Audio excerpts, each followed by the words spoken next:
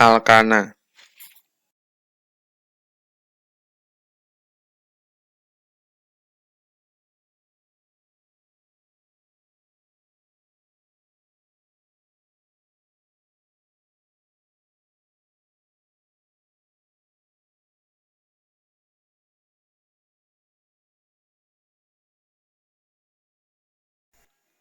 Kita awali dengan pendahuluan. Senyawa organik yang hanya mengandung atom karbon dan hidrogen disebut dengan hidrokarbon. Dari pernyataan ini, senyawa hidrokarbon, jadi ketika kita menyebut suatu senyawa hidrokarbon, maka di sana hanya ada karbon dan hidrogen. Jadi senyawa organik tersebut hanya mengandung atom karbon dan hidrogen saja. Hidrokarbon dengan tiap karbonnya mempunyai satu ikatan disebut dengan hidrokarbon jenuh. Jadi dalam satu senyawa, ketika kita mengetahui bahwa dari satu senyawa hidrokarbon tersebut tidak ada ikatan rangkap, semuanya hanya satu ikatan, maka dia termasuk kelompok hidrokarbon jenuh. Kemudian hidrokarbon dengan 2 atau lebih atom karbon yang mempunyai ikatan rangkap 2 atau 3 disebut dengan hidrokarbon tidak jenuh. Jadi selain hidrokarbon jenuh, ada juga istilah hidrokarbon tidak jenuh. Nah, pada hidrokarbon tidak jenuh ini, berarti di sana hanya mengandung atom karbon dan hidrogen, tapi ada ikatan rangkap 2 atau ikatan rangkap 3 antara 2 atom karbon. Jadi di antara karbon yang satu dengan karbon yang lainnya, itu memiliki ikatan rangkap 2 atau 3.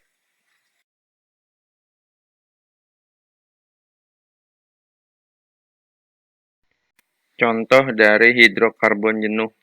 Di sini bisa kita lihat dari 4 contoh dari metana, etana, propana, butana. Semua ikatan merupakan ikatan tunggal. Jadi antara karbon dengan karbon itu merupakan ikatan tunggal. Dan sesuai prinsip dari hidrokarbon, hanya mengandung karbon dan hidrogen. Tidak ada atom lain yang terlibat dalam struktur tersebut.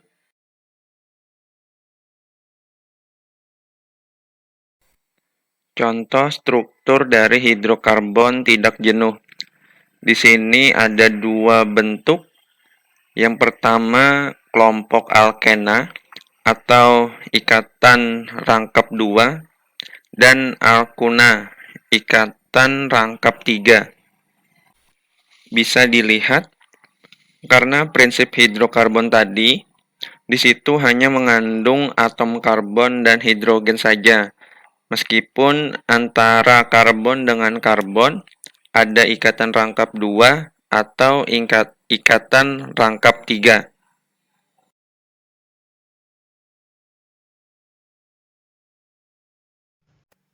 Tata nama dalam senyawa alkana.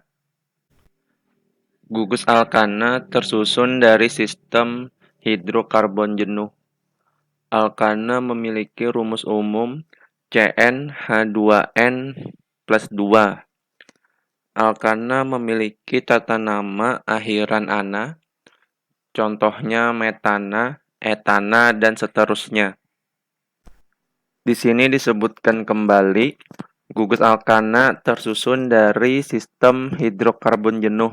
Artinya, semua ikatan adalah ikatan tunggal.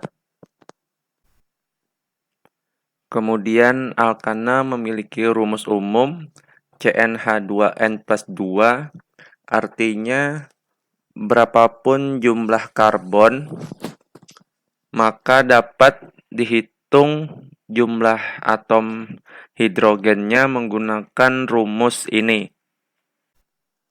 Yang pertama, tentang tata nama alkana, adalah alkana rantai lurus. Alkana rantai lurus merupakan rantai lurus hidrokarbon jenuh di mana dalam deretnya mempunyai gugus metil. Contohnya yang pertama ada 3 buah deret atom karbon CH3, CH2, CH3.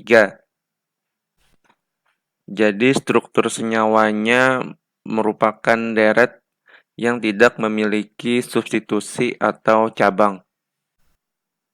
Kemudian yang kedua contohnya memiliki 5 deret rantai karbon.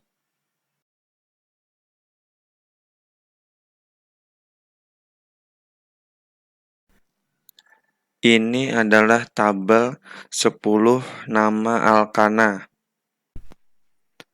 Dari jumlah atom karbon 1 hingga rantai atau jumlah atom karbonnya 10. Kemudian ada rumus molekul dari senyawa alkana tersebut dan juga ada nama alkil dan rumus molekulnya.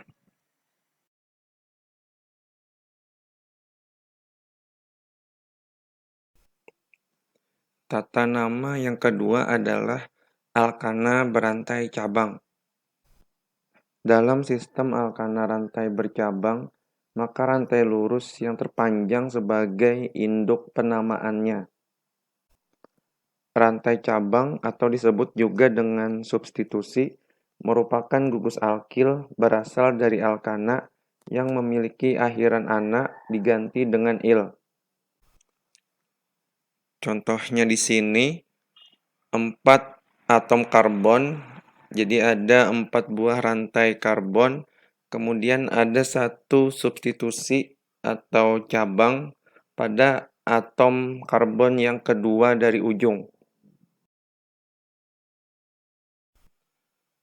Huruf R digunakan sebagai simbol umum gugus alkil, seperti gugus metil, etil, dan seterusnya. Dapat dilihat kembali pada tabel sebelumnya.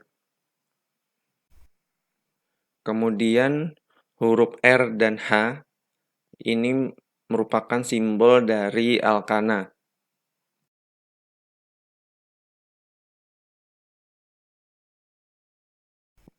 Tata nama yang ketiga yaitu gugus alkil cabang. Rantai cabang dapat berupa rantai lurus atau bercabang. Apabila ketiga atom dari propil melekat pada induk di tengahnya, maka cabang ini dinamakan isopropil. Perhatikan contoh strukturnya. Kemudian gugus alkil 4 karbon disebut dengan gugus isobutil. Perhatikan strukturnya.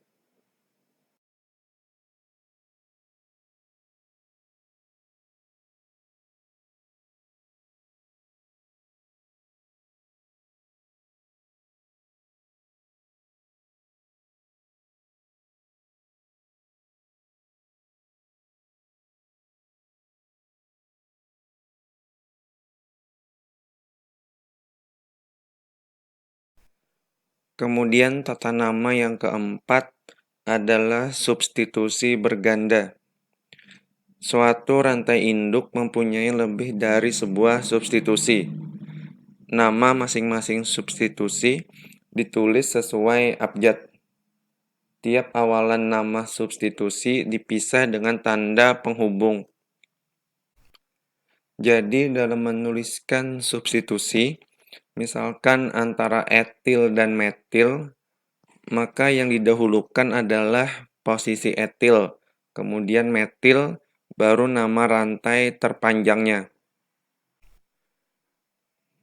Contoh dapat dilihat nanti pada berikutnya.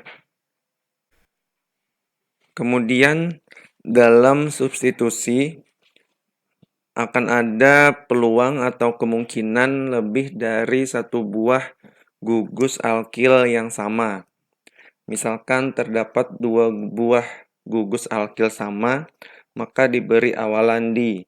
Kemudian 3 gugus alkil yang sama diberi awalan tri, 4 gugus alkil sama diberi awalan tetra.